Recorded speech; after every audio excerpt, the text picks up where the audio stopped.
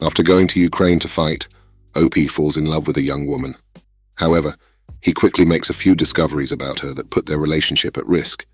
To find out how this story ends, get yourself a coffee and grab a bowl of popcorn so we can get into it. I'm 25 years old, and I found an amazing Ukrainian woman while fighting for her country. She's 26, just in case you're wondering. We immediately clicked. She was my barber and offered a much-needed feminine touch after being on the front line for months. Her English is flawless, and she's the most beautiful girl I've ever seen. After a week of talking, mostly via messages, I found out she had a partner, but she insisted that he had a wife and a kid, and she'd only just found out about them. She wanted to break up with him, but she said that she understood if I didn't want to be her, back up. And she went on to explain that she was the victim of a narcissist. Funnily enough, we seemed to bond even more over this. I told her that I was with the mother of my child for over 6 years before she cheated on me, so I understand how heartbreaking it is. The problem is she didn't seem bothered by his actions at all, and looking back on this now, that was a major red flag. But I was so infatuated with her that I ignored it. She said that she was cheated on by a few guys, and that Ukrainian men aren't loyal in the slightest, which is why she was so sure about me. Fast forward a few weeks, and on Christmas Day, we made our relationship official. We also planned on getting married quickly because we were so in love with each other, and I could lose my life at any time, but at least I'd die a married man, and she'd get the death in service payout if the worst was to happen. She begged me to join another unit which was safer, but I absolutely loved the guys I was with. And as their commander, they relied on me a lot. After a few weeks of begging, I reluctantly put in for a transfer to a much safer job, but I hated it. Shortly after I left my unit, my best friend was killed in action, and I felt like I betrayed him. I never forgave myself for it, and while I was sitting in an air-conditioned office, my boys were fighting and losing their lives. It was so hard to deal with, but I knew that if I wanted a somewhat normal life with this woman, I had to do it. About 4 months into our relationship, I noticed that we argued more than usual, and I had a feeling that she was losing interest. I knew not to react too much because it could come across as insecure, but I made it very clear that loyalty is the #1 quality I look for in a life partner. I was basically letting her know that we could work through anything, but not cheating. Around the 7th month, I noticed more and more that she became more private with her phone, and there were more changes in her attitude towards me. I'm not proud of this, but one night I decided to take her phone. I had to reassure myself that I wasn't making a mountain out of a molehill. Since most of my time was spent fighting in the war, I had to know if I could trust the woman who spoke about marriage and children so often, especially after I gave up on the life I loved for her sake. Unfortunately, I found the very thing I feared.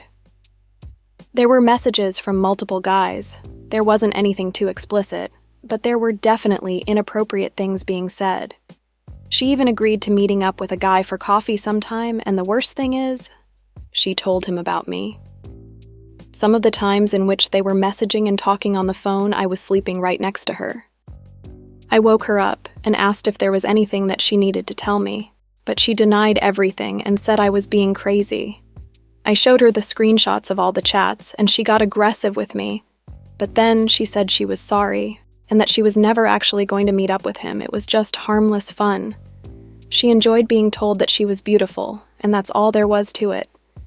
I asked if she had ever cheated on me physically, but she confidently said no. There were about 30-something screenshots of evidence with multiple guys. She begged me to stay, said she was sorry, and that she'd block all the guys because they mean nothing to her. How can I trust what she's saying? How can I marry a woman who I don't trust? Do you guys think she might have physically cheated on me? She's not the girl I fell in love with, but she insisted that she would never talk to anyone else, ever again. I'm in a foreign country without my usual support network, and I abandoned the only brothers I had so I could be close to her. I hate this new role, and want to be back on the front line with the guys, but I know she wouldn't allow it. What should I do? While I can't say for sure that OP's partner has been physical with another man, I can't rule it out. Nevertheless, her actions speak volumes, and judging from how she's behaved, I don't think she's someone I could put my trust in. Building a life with her will come at a big risk to OP, and I suspect that her flirty and inappropriate behavior with men won't be changing anytime soon.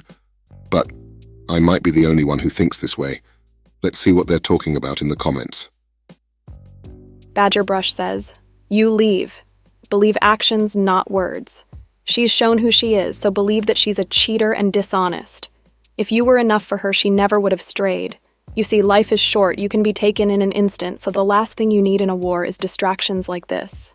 You could be thinking about her infidelity, not paying attention to what's going on around you, and before you know it, you get taken out. I'm sorry that this happened."